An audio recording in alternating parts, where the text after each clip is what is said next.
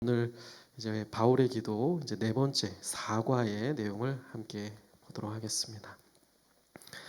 오늘도 벌써 네 번째 시간인데 저희가 한 3분의 1 가량을 달려온 것 같습니다. 그 동안에 저도 유익을 누리면서 이렇게 귀한 시간을 보내고 있는 것 같은데 서로에게 오늘도 참 잘 오셨습니다. 이렇게 한번 인사하고 시작할까요? 네, 오늘도 참 잘 오셨습니다, 선생님. 네, 오늘도 참 잘 오셨습니다. 네 번째 시간까지 달려오신 성도님들 모두 응원하고 축복합니다. 오늘은 이제 조금은 다른 성격의 시간이 되는 것 같습니다. 사과인데요. 이름은 남을 위한 기도이고요. 특정 서신의 특정 구절이 아니고 여기 괄호에 쳐놓은 것처럼 바울 서신 전반에 나타난 어떤 중보기도, 남을 위한 기도에 대한 내용이 종합적으로 들어가 있다고 보시면 되겠습니다. 먼저는 지난 3과 합당한 강구에서 중요한 내용들을 정리를 글로 가와 나에 이렇게 해드렸고요. 아래는 이제 그것을 지배 형태로 이렇게 그림을 좀 넣어드렸습니다. 한번 이 내용을 숙지하고 사과로 한번 들어가면 좋겠습니다. 먼저는 가번에 보시면 우리가 가장 중요한 것들로 감사드리며 영원한 가치를 마음의 우선순위, 최우선순위에 두고 살기로 작정했다면, 여기까지가 이제 기도의 틀인데요. 첫째로 이제 지난 시간에 내용이 나옵니다. 첫째로 하나님께서 그리스도인들을 부르심에 합당하게 해주시도록, 그리고 둘째로는 하나님께서 각 그리스도인의 믿음에서 난 선한 목적을, 그것을 하나님의 그 능력으로, 능력이라고 쓰시면 되겠습니다. 능력으로 아마 기억이 나실 텐데요. 이루어 주시기를 우리는 기도해야 한다 해서 이 두 가지 합당한 간구의 내용, 가치 있는 간구의 내용을 우리가 지난 3과의 내용에서 배웠었습니다.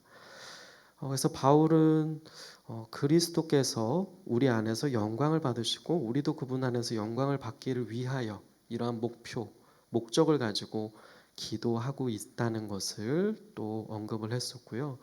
그리고 그가 이렇게 하나님의 역사를 간구하고 있다는 것은 사실 어떤 의미냐면 이런 간구가 하나님의 은혜로만 응답될 수 있다는 인식을 반영한다라고 할 수 있겠습니다. 그렇지 않았으면 이렇게 기도하지 않았겠죠. 그래서 바울은 지금까지 구한 이 모든 것들이 은혜로만 가능하다는 것을 상기하면서 기도를 맺고 있다, 이렇게 보시면 되겠습니다. 그리고 나번에는 아마 어떤 단어가 들어갈지 이제는 익히 아실 것 같은데요. 바울의 기도는 이러한 총체적 비전을 품는다라고 다시 적어보시면 되겠습니다. 그래서 과거에 받은 은혜를 기억하고 삶의 방향을 깊이 생각하는 기도, 최종 완성과 신원을 내다보는, 그래서 그 종말에 비추어 어떻게 살아가야 할지를 반영하는 기도, 그리고 이러한 비전을 통해 우리는 하나님의 우주 안에 제대로 놓일 수 있게 되고, 이러한 비전이 바로 나번의 아래서 두 번째 줄만 한번 보시면 성경적인 비전이고, 우리의 기도는 이처럼 성경적인 비전에서 비롯되어야 하고, 그렇게 될 때 하나님께서 가지고 계신 관심사가 곧 우리가 기도할 때 가지게 되는 관심사가 된다, 일치하게 된다. 이 내용을 지난주에 중점적으로 보았습니다.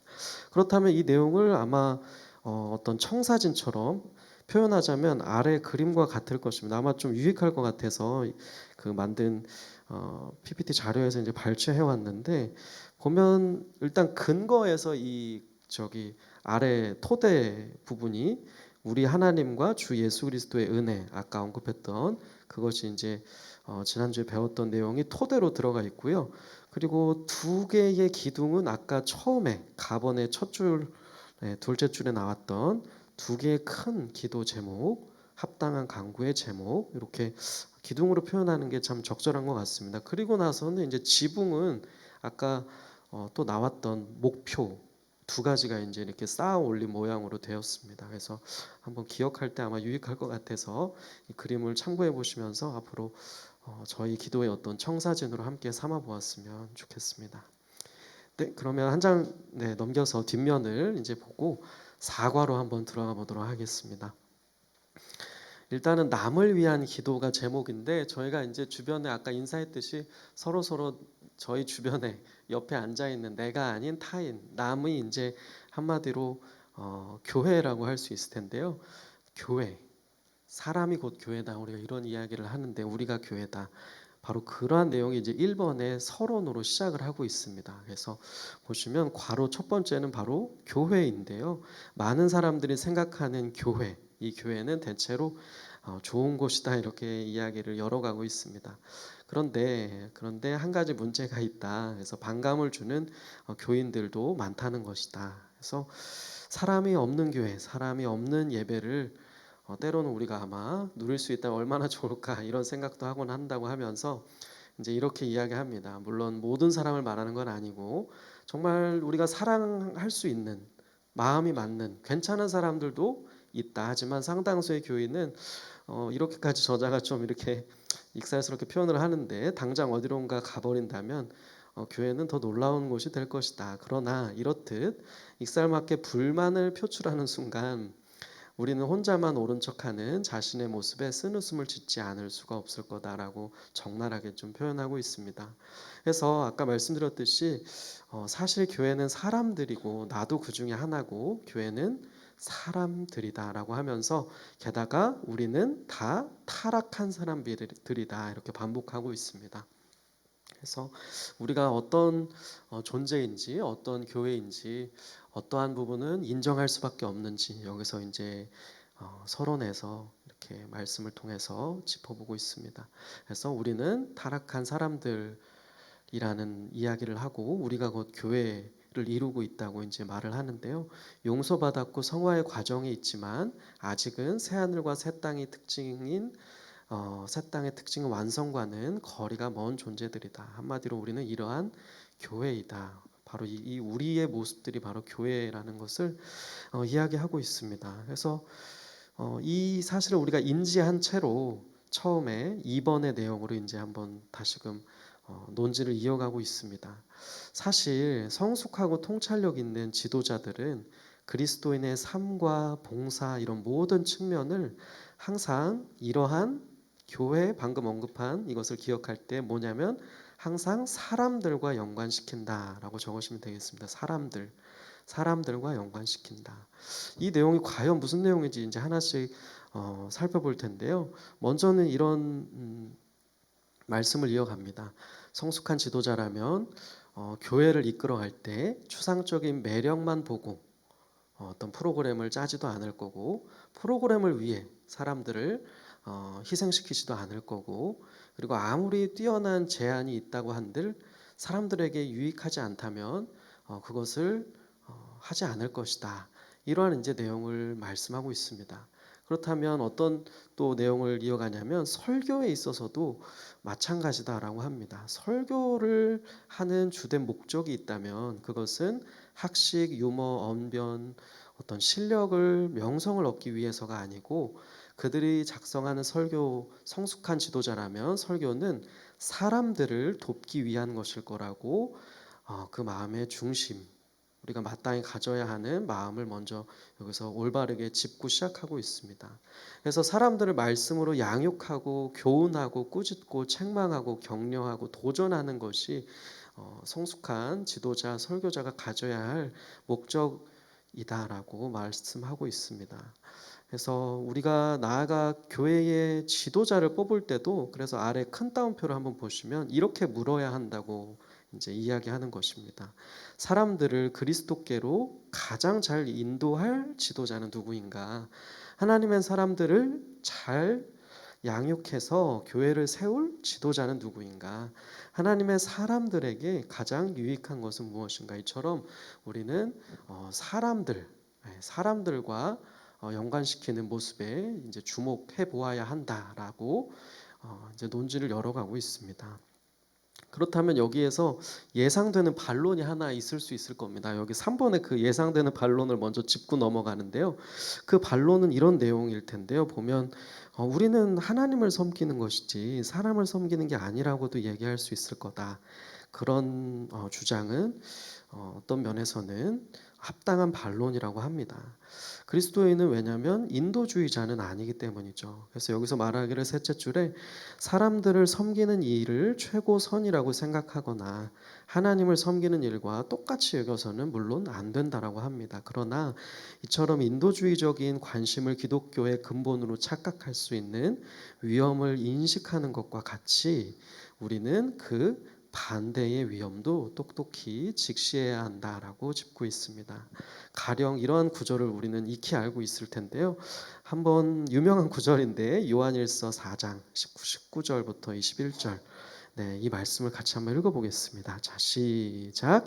우리가 사랑함은 그가 먼저 우리를 사랑하셨습니다. 누구든지 하나님을 사랑하노라 하고 그 형제를 미워하면 이는 거짓말하는 자니 보는 바 그 형제를 사랑하지 아니하는 자는 보지 못하는 바 하나님을 사랑할 수 없느니라. 우리가 이 계명을 주께 받았나니 하나님을 사랑하는 자는 또한 그 형제를 사랑할지니라. 아멘. 바로 이런 맥락에서 저자는 이야기하고 있다라는 것을 분명히 하고 있습니다. 그래서 하나님을 향한 사랑과 형제 자매를 향한 사랑을 같다고 등식화해서도 안 되겠지만 중요한 의미에서 후자는 전자를 시험하는 기준이 된다. 시험이라고 채우시면 되겠습니다. 그래서 후자는 무엇이냐면 형제 자매를 사랑하는 것. 그렇다면 전자는 무엇이냐면 하나님을 사랑하는 것인데 형제 자매를 사랑하는 것이 하나님 사랑하는 것을 시험하는 기준이 됨을 말씀을 통해 알 수 있다고 하는 것입니다. 그래서 남은 빈칸도 채워보면 하나님과 복음을 향한 우리의 충정은 그분의 사람들, 장차 그분의 백성이 될 사람들, 그분의 형상대로 지음받은 사람들을 향한 이러한 사람들을 향한 우리의 섬김으로 나타나게 되어 있다라고 기결하고 있습니다. 섬김으로 나타나게 되어 있다. 마땅히 맺어야 할 열매가 그렇다는 점을 짚고 넘어가면서 이러한 사람들, 남을 위한 중보를 바울이 얼마나 사실은 중요하게 다루는지 계속해서 이제 논지를 강화시켜 가고 있습니다. 3페이지 이제 4번을 보실 차례인데요. 4번을 보시면 바로 이런 의미에서 지금까지 설명한 이런 의미에서 그리스도인은 하나님의 사람들에게 가장 무엇이 유익한지를 늘 물어야 된다고 합니다. 나아가 우리가 그리스도를 즐거이 주님으로 고백한다면 사람에게 가장 무엇이 유익한 게 무엇인가라는 질문에 답하는 기준도 달라진다고 합니다. 이것이 참 중요한 부분인 것 같습니다. 기준이 세상과는 당연히 그래서 다를 수밖에 없다라고 합니다. 그래서 그 다음에 나오는 문장도 한번 쭉 밑줄 쳐 보시면 사람들 본인이 생각하는 그 사람들이 생각하는 유익이 아니고 우리가 구해야 하는 유익은 어떤 유익이냐면 주님이 생각하시는 유익이다. 바울은 바로 그것을 간구했던 사람이라는 것을 여기서 주장하고 있습니다. 강조해주고 있습니다. 그렇다면 여기에서 이제 질문을 또 이제 제시해 주는데요. 두 번째 줄 보면 이렇습니다. 사람의 중요성에 대한 이 모든 신학적인 논리가 그러면 기도랑은 도대체 무슨 상관일까 이렇게 질문해주고 있는데 엄청난 상관이 있다라고 해줍니다. 그래서 물론 아주 중요한 관계가 있다라고 해주는데요. 기도의 초점을 사람들에게 두어야 함을 고려하지 않은 채 기도를 그저 고도의 수련으로만 여기는 사조가 있기 때문에 이런 강조를 여기서 많이 하고 계신 것 같습니다. 그래서 이 경우 기도하는 본인에게는 자신한테는 기도가 굉장히 큰 일로 장려되지만 기도의 대상, 남을 위한 기도는 경시된다고 합니다. 기도의 대상이 본래 하나님이라는 이유로 묵상이나 관상, 경건한 뭔가 남한테 뭔가 이렇게 내세울 만한 그런 경건한 기도로서 장려하게만 된다는 것이죠. 하지만 이러한 사조는 사람들을 대하는 우리의 태도를 고려하지 않거나 다시 말하면 남을 위한 중보 기도의 자리를 깊이 생각하지 않게 만든다라고 지적하고 있습니다. 그래서 중보 기도 이렇게 한번 채워보시면 되겠습니다. 그래서 우리는 이러한 경시하는 태도에 빠지면 안 되고 바울이 얼마나 이제 여러 서신서들을 오늘 조금 살펴보게 될 텐데요. 그 말씀들을 가지고 이 중보 기도를 얼마나 많이 그의 서신서에서 할애하고 언급하고 말하고 있는지, 얼마나 많이 기도를 했는지 한번 자세히 보게 될 것입니다. 그래서 5번을 한번 보시면 바울의 기도에서 두드러진 특징 중 하나는 바로 방금 이야기한 것처럼 중보 기도, 남을 위한 기도가 정말 많이 큰 비중을 차지하고 있다는 점입니다.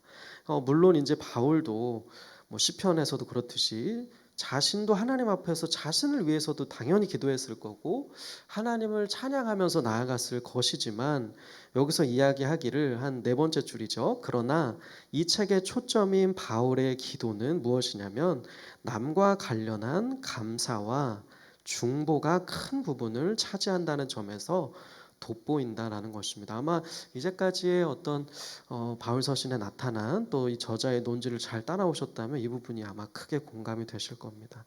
그래서 감사와 중보가 바울의 기도에 있어서 그의 서신서를 통해 알게 되기를 정말 큰 부분을 차지하고 있구나라는 점을 우리는 이렇게 깨닫지 않을 수 없다는 점을 다시 한번 강조해주고 있습니다. 그래서 이런 기도의 순전한 위력과 높은 점유율은 시간을 들여서 한 번에 쭉 읽어볼 필요가 있음을 강조해 줍니다. 그래서 좀 이렇게 여러 가지 성경 구절을 이번 사과에서는 언급을 하고 있는 것을 볼 수 있는데요. 아래는 이제 좀 작은 포인트로 일부 서신에 나타난 기도를 제가 추려서 옮겨왔는데요. 여기에서는 네 가지 부류만 짚고 한번 서신서로 한번 들어가 볼 텐데요. 이런 네 가지 부류가 주로 나타난다고 합니다. 첫 번째 1번은 기도, 바울이 기도를 글로 쓰는 부분, 이게 나타나고 있다는 것을 이야기하고요. 2번은 기도에 대한 어떤 보고 같은 내용, 바울이 독자들에게 자신의 기도에 대해서 말하는 내용도 나타나고, 3번은 이것도 뭐 기도라고 기도인 것이죠. 사실은 기도에 대한 바울이 품은 그 소망, 뭐 이렇게 하기 되기를 원한다는 그러한 내용들도 당연히 담겨져 있다. 그리고 마지막 내용이 있다면 그것은 기도에 힘쓸 것을 권면하는 내용, 또는 어떤 내용이 있냐면 이따 보게 되겠지만 같은 맥락에서 나를 위해서 좀, 내가 너희를 위해서 기도하는 것처럼 나를 위해서 좀 기도해 달라는 그런 권면의 내용, 이런 내용들이 크게 네 개의 카테고리로 아마 볼 수 있게 될 거다, 이렇게 이야기하면서 책의 여러 구절들을 많이 이렇게 소개하고 있습니다. 너무 많기 때문에 일부를 좀 옮겨왔는데요. 일단은 로마서부터 이렇게 좀 쭉 길게 옮겨왔습니다. 정리했는데요. 한번 여기 나타난 한 5구절 정도를 눈여겨보도록 하겠습니다. 로마서에는 굉장히 기도에 관련된 이렇게 참 눈에 띄는 구절이 있습니다. 저한테는 특히 이제 이 부분이 눈에 많이 띄었던 구절이었는데, 처음에 등장하는 로마서 1장 8절부터 10절에 보면 내가 예수 그리스도로 말미암아 너희 모든 사람에 관하여 내 하나님께 감사함은 너희 믿음이 온 세상에 전파됨이로다 하고 나서 이런 표현을 합니다. 내가 그의 아들의 복음 안에서 내 심령으로 섬기는 하나님이 나의 증인이 되시거니와 항상 내 기도에 쉬지 않고 너희를 말하고 있다. 바로 이 표현인데요. 그만큼 바울은 내가 기도할 때 항상 너희를 위해서 기도하고 있어, 이렇게 이야기하는데, 그것을 차마 정말 얼마나 아마 그 진심을 담아내고 표현하고 확증해주고 싶었는지 여기에서 표현하기를 내가 심령으로 섬기는 우리 하나님이 나의 증인이 되신다라고까지 이야기하고 있습니다. 우리가 보통 당신을 위해서 기도하고 있습니다, 이렇게까지 물론 기도하기 때문에 그렇게 이야기하는 경우까지는 있지만, 이렇게까지 로마서에서는 정말 바울이 내가 너희를 위해서 심령으로 섬기는 하나님이 나의 증인이 되시는데 내가 쉬지 않고 기도할 때마다 하나님께 너희에 대해서 말하고 있다는 이 내용은 정말 바울이 그의 기도에 있어서 중보 기도를 얼마나 정말 중요하게 생각하고 힘쓰고 있었는지를 여지없이 보여주는 구절이라고 할 수 있겠습니다. 이번의 내용, 형제를 위한 구원 간구에 대한 내용이고요. 3번은 기도에 항상 힘쓰며, 이런 어떤 권면에 대한 내용도 나오고 있습니다.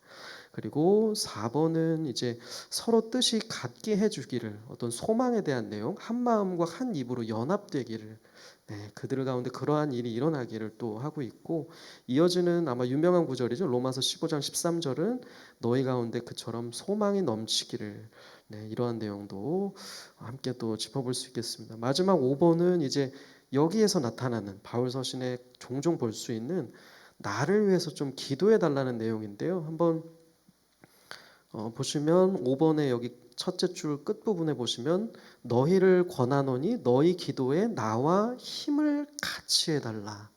그러니까 이것도 참 바울이 로마 그 교인들을 향해서 이렇게 나와 좀 힘을 같이 해달라고, 힘을 보태줄 것을, 나 혼자만 내가 너희를 위해서만 이렇게 열심히 기도한다는 걸 알리는 것을 넘어서 이 사실을 알리면서 너희도 나를 위해서 기도해 줄 것을 늘 이렇게 부탁하고 있는 점도 우리에게는 어떤 큰 교훈을, 또 적용점을 줄 수 있는 것 같습니다. 어떤 내용이냐면 주로 이런 내용인데요. 나를 위해서 하나님께 빌기를, 주로 여기서는 이제 유대에서 순종하지 아니하는 바울을 위협하는 이들로부터 구해 주시기를, 또 넘겨서 보면 예루살렘에 대해서 내가 섬기는 일, 어떤 그 구제금, 후원금을 이제 전달하는 이런 바울의 사역이 이제 잘 이루어지기를, 이런 이제 내용을 가지고 기도해 달라라고 하고 있습니다. 그러니까 자신이 어떤 상황인지 전달을 해주면서 자신을 위해서 좀 힘을 보태 달라고 바울은 이러한 내용도 기도의 중요성을 알았기 때문에 아마 부탁했던 것이겠죠. 그래서 그들에게도 아마 유익할 것이기 때문에 부탁했던 것이라 할 수 있을 텐데 여기 서신서가 끝나는 부분마다 아마 많이 나오는 것들을 목격할 수 있을 겁니다. 자신의 사역을 위해서 꼭 기도해 달라고 부탁하면서 마치는 바울의 모습을 보고 있습니다. 에베소서도 한번 보시면 에베소서도 기도의 유명한 구절들이 참 많습니다. 우선은 1번에 나오기를 1장에 너희 믿음과 사랑, 이런 내용들, 은혜의 징후들이죠. 이런 걸 듣고 나도 감사하기를 그치지 않고 있다고, 역시나 우리가 데살로니가 후서에서 배운 내용처럼 그러한 내용을 에베소 교인들 향해서도 진솔하게 밝히면서 하나님을 알게 해주시기를, 부르심의 소망이 무엇인지 알게 해주시기를, 이런 내용들이 이어지고 있는 것을 구체적으로 기도하고 있는 것을 알 수 있습니다. 그리고 2번의 내용도 역시나 아주 디테일한 그들의 어떤 영혼, 심령을 향한 간구가 이어지는데요. 단순히만 보면 둘째 줄에 너희 속사람을 강건하게 해주시기를, 그리고 또 어떻게 보면 이어지는 동일한 맥락인데요. 너희 마음에 그리스도께서 계시게 해주시기를, 이렇게 기도하고 있고, 또 아까 잠시 기도에서도 언급하셨던 내용인데 사랑이 뿌리가 박히고 터가 굳어져서, 여기 이제 유명한 표현이 나오죠. 그리스도의 사랑을 알게 해주시기를, 다시 말해서 그 너비와 길이와 높이와 깊이가 어떠한지 너희가 알기를 나는 간구한다. 이러한 신앙의 어떤 열매, 그런 그들의 영혼을 위해서 기도하는 그런 동일한 모습을 여전히 여기서도 이제 동일하게 목격할 수가 있습니다. 그렇다면 3번도 똑같은 이제 모습을 볼 수 있는데요. 3번은 바로 아까 우리가 로마서의 마지막에서 보았던 자신을 위한 이제 기도가 여기서도 나타납니다. 보시면 내게 말씀을 주사 복음의 비밀을 담대히 알리게 해주시기를, 역시나 나를 위해서 이런 제목으로 기도해 달라. 자신이 하고 있는 일을 명확히 다시 한번 이제 말해주면서 이 일이 담대하게 내가 증거하는 일이 하나님께서 잘 감당할 수 있는 은혜를 주시기를 너희가 나를 위해서 좀 기도해 달라고 또 여기서도 부탁하면서 마무리되고 있는 것을 볼 수가 있습니다. 이처럼 중요한 이러한 서신서에 나타난 특징들은 우리에게 어떻게, 어떠한 내용으로, 또 어떤 자세로, 어떠한 데 중점을 두어서 기도해야 하는지 매우 잘 보여주고 있습니다. 빌립보서도 이제 동일한데요. 한번 보시면 빌립보서 같은 경우도 감사의 내용이 나오고 있습니다. 1번에 어떤 감사의 내용인지 자세히 나오고 있고요. 2번을 보시면 2번에도 그들의 어떤 영혼, 그들의 신앙의 상태에 대한 어떤 디테일한 기도가 이어지고 있습니다. 3번 같은 경우도 어떤 소망에 대한 내용이 담겨지면서 여기서는 기도의 권면에 대한 내용, 또 유명한 그 모든 지각에 뛰어난 하나님의 평강, 이 내용도 이어지고 있는 것을 볼 수 있습니다. 그리고 이제 마지막 디모데 전후서도 한번 보면요, 여기서는 이제 그 중보기도, 특별히 위정자들에 대한 기도가 나오는 본문으로 유명하죠. 디모데전서 1장인데요. 여기서 이제 나오기를 임금들과 높은 지위에 있는 사람들을 위해서 기도해야 하는 그런 것의 중요성을 또 언급하고 있습니다. 그리고 2번도 보시면 디모데를 향해서 과연 어떻게까지, 어떠한 마음으로 기도했는지, 어떤 사랑의 마음을 가지고 기도했는지, 얼마나 자신의 그 영적 아들인 디모데를 위해서 사랑으로 기도했는지를 알 수가 있습니다. 그 내용이 또 오네시보로를 향한 기도에서도 목격이 됩니다. 3번에. 네, 그러한 내용처럼 죄송합니다. 바울은 이렇게 서신서에 중보의 기도의 내용이 굉장히 많은 부분이 할애되면서 우리로 하여금 사실 어떻게 기도하는 게 바람직한 성경적인 기도인지, 우리가 어떠한 기도의 비전을, 사고를 가지고 끈질기게 기도해야 하는지, 네, 모범을 보여주고 있다라고 할 수가 있겠습니다. 이렇게 한번 눈으로 지금은 간단히 확인을 해봤으니까요. 그래도 중요한 내용들을 중점적으로 정리해드렸으니 한번 돌아가시면서 자세히 한번 또 읽어보시는 시간도 가지시면 좋겠습니다. 그러면 5페이지 한번 볼까요? 5페이지 바울의 모본에 대한 내용 이제 이어지고 있는데요.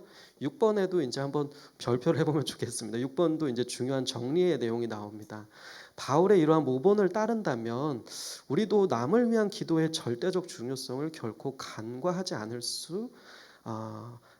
간과하지 않을 것이다. 또한 우리의 기도가 단지 기도원에서 나 혼자만 힘을 얻기 위한 수준으로 내려가지도 않을 것이다.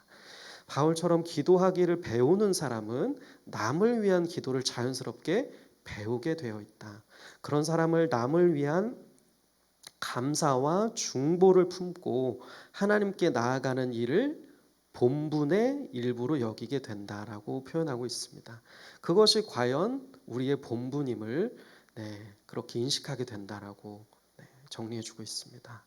요컨대 우리의 기도는 하나님의 사람들을 위해 가장 유익한 것들을 구하려는 깊은 갈망에서 비롯되어야 한다라고 정리합니다. 이처럼 사람들의 가장 유익한 것, 그것을 우리는 서신서를 통해서 배워야 하고, 그것을 구하려는 사람들에게 가장 유익한 것을 구하고자 하는 갈망을 가지고 바울처럼 기도해야 된다는 사실을 오늘 주된 이 사과의 논지로 우리가 꼭 배우면서 앞으로 또 기도하는 대상을 떠올리실 때마다, 기도의 시간을 가지실 때마다 조금 더 나를 위한 기도도 물론 중요하고 이 비중을 이제 가지셔야겠지만, 앞으로는 조금 더 기도의 지경을 넓히면서 바울처럼 더 많이 남들을 위해서, 교회를 위해서, 떠오르는 영혼들을 위해서 한번 기도해 보시고, 그들에게 바울이 기도했던 것과 같은 어떤 신앙의 유익, 그러한 것들이 풍성해지기를 위해서 계속해서 기도하는 시간을 이 책의 교훈을 토대로 가지셨으면 좋겠습니다. 끝으로 이제 7번에서 몇 가지, 두 가지 정도의 내용이 언급되면서 이제 마무리가 되는데요. 7번에 그 두 가지 언급할 것 첫 번째는 이것입니다. 우리는 가장 유익한 것에 관한 하나님의 정의에 항상 복종해야 한다. 여기서 이제 공의, 의 이것을 말하는 건 아니고요. 이제 그 정의, 성경이 무엇을 말하는가, 그 뜻을 알아야 된다는 것입니다. 그래서 성경 속의 기도들에 귀 기울이는 것이 그만큼 중요하다는 걸 이야기하는 것입니다. 그렇지 않고서는 우리에게 주님이 과연 무엇을 가장 유익하다고 생각하시는지, 그 생각들을, 하나님의 생각들을 알 수가 없기 때문이죠. 그래서 이 첫 번째 단락 끝에 보시면 우리의 기도는 성경으로 빚어져야 한다, 이렇게 말하고 있습니다. 그렇다면 두 번째 첨언은 무엇이냐면, 남을 위해 기도하려면 먼저 자신의 마음을 살피는 일이 사실 너무나 중요하다라고 하면서 이것을 마지막 중요한 포인트로 삼고 있습니다. 너무 공감이 되는 내용인데요. 우리의 어떤 연약함을 생각하면 더 그렇다고 할 수 있습니다. 어떤 내용이냐면, 상대에게 반감을 품고 있다면 어떻게 그를 위해 제대로 기도할 수 있겠는가? 못마땅한 사람을 위해 기도한 적이 얼마나 자주 있는가? 하지만 주된 문제는, 그것도 문제지만 원한을 품은 대상을 위해 차마 중보하기 어렵다는 게 아니다. 그것도 장벽이지만 더 깊은 장벽이 있다라고 하면서 설명을 좀 더 이어갑니다. 8번을 보시면 바로 하나님이 밝히셨듯 그러한 장벽은 하나님과 우리 사이에 장벽이 된다는 것을, 죄의 장벽이 된다는 것을 말하고 있습니다. 그래서 이사야서를 인용하면서 여기 8번의 네 번째 줄쯤에 보시면 우리의 지독한 원한, 골문 분노, 고이 품은 앙심, 뭐 여러 가지 이야기하고 있죠. 기어이 용서하지 않는 그런 마음 등이 응답받는 중보 기도를 가로막을 때가 너무 많다라고 우리의 현실을 짚어주고 있습니다. 이는 딱할 정도로 흔한 우리의 모습이다. 주 예수께서 친히 이렇게 가르치셨음에도 불구하고 말이다라고 합니다. 그러면서 남을 용서하고 우리 마음의 어떤 장벽을 허물고 하나님 앞에 우리 죄를 고백하는 일의 중요성을 다루는 본문들을 옮겨 놓았습니다. 보시면 좋겠고 마지막 구절만 한번 같이 읽어볼까요? 여기 에베소서 4장 32절인데요. 한번 큰 따옴표 같이 한번 읽어보겠습니다. 시작. 서로 친절하게 하며 불쌍히 여기며 서로 용서하기를 하나님이 그리스도 안에서 너희를 용서하심과 같이 하라. 네, 말씀도 함께 세 가지의 말씀들이 있는데 깊이 묵상하는 또 시간 가져보셨으면 좋겠습니다. 그래서 마음의 장벽을 이야기하면서 9번에서도 그 내용을 이제 이어가는 것입니다. 하늘 아버지의 너그러운 용서인데요. 용서를 조금이라도 경험했다면 그분의 자비가 우리의 기준이 되어야 한다. 기도 생활을 진지하게 개혁하고 싶다면 그래서 사실 그 시작점을 마음의 성찰로부터 삼아야 된다고 이야기하고 있습니다. 자백하지 않은 죄, 마음에 품고 있는 죄들, 아까 언급한 그러한 것들은 항상 하나님과 또 우리 인간 사이에 장벽이 됨을 이야기하는데요. 그래서 마음을 살펴야 함을 말하고 있습니다. 여기 9번의 두 번째 단락을 한번 보시면 이렇게 질문합니다. 이 원리는 삶의 모든 영역에 두루 적용되는데 우리가 만약 일부 교인을 은근히 경멸하고 있다면 어떻게 교회를 위해 중보할 수 있겠는가? 당연히 그럴 수 없겠죠. 원한과 분노를 품고 있다면 그 기도는 사실 시간과 노력의 낭비가 될 것이다. 진도를 더 나가기 전에 그래서 이것이 바로 이번 과의 목적인데요. 한번 밑줄 치면서 가로를 채워보시면 진도를 더 나가기 전에 지금이 우리의 마음을 정직하고 겸손하게 성찰할 기회다라고 말합니다. 그래서 마지막 페이지 한번 보시면 물론 항상 그래야 하지만 과연 기도를 다룰 때는 기도로서 하나님 앞에 나아갈 때는 이처럼 우리 마음을 성찰하는 일이 시작점이 돼야 하고 제일 중요하다라고 언급해주고 있습니다. 마지막 이 말은 누구한테나 쉽지 않고 누구나 관계라는 것을 살아가면서 그 용서하고 받아들이고 용납하기 어려움, 그러한 일들을 마주하고 겪고 때로는 그 정도 차이는 있겠지만 살아가곤 하는데 저도 어떤 일이나 대상이 준비하면서 다시 한번 떠오르고 나는 과연 그 사람을 위해서 지금 사랑의 기도를 할 수 있을까?